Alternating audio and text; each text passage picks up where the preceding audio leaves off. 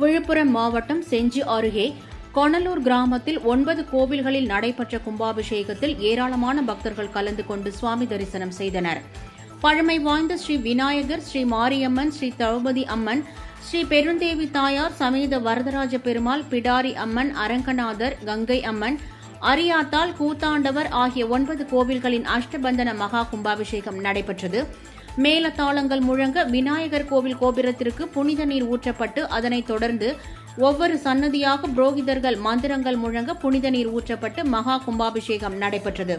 பின்னர் மக்கள் மீது தீயணைப்பு வாகனம் மூலம் புனித நீர் தெளிக்கப்பட்டது.